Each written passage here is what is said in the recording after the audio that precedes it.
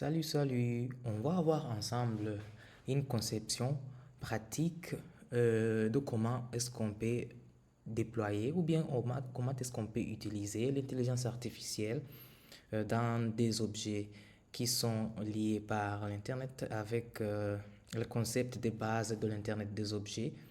Ici, on va voir aussi les concepts basiques de machine learning ou bien de l'apprentissage automatique.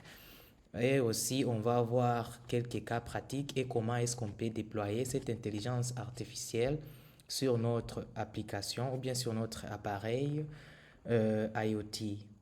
Dans ce cours, on va utiliser l'ISP32 qui va juste nous aider à montrer comment est-ce que ça peut être fait dans la vie pratique. Merci. Alors, ce cours vous est présenté par Nyeshiman Carmel qui est moi et je suis maître assistant à l'Université catholique se trouvant à Moshi en Tanzanie.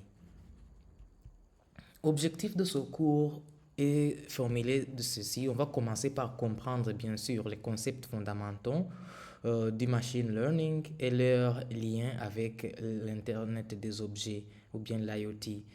Après, on va apprendre à collecter, nettoyer et traiter les données issues des capteurs IoT. Et l'objectif de ce deuxième point sera de pouvoir éliminer s'il y a des données qui sont nulles ou bien s'il y a des données qui ne sont pas cohérentes ou bien les remplacer par des valeurs pouvant répondre à nos données ou bien respectant les normes qu'on s'est données dans nos données. Après, on va découvrir les algorithmes simples de machine learning ou bien de l'apprentissage automatique et leur application aux données fournies par nos objets, dans notre Internet des objets. Et aussi, on va terminer par mettre en œuvre un petit mini-projet pratique pour appliquer les notions apprises. Merci. Ça, c'est comme une brève introduction.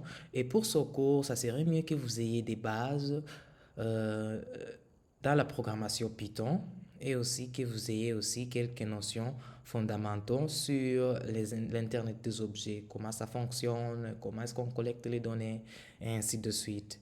Et ce cours sera aussi en français. Et on va aussi voir ensemble après, pour ceux qui ne comprennent pas le français, une version anglaise de ce même cours. Merci.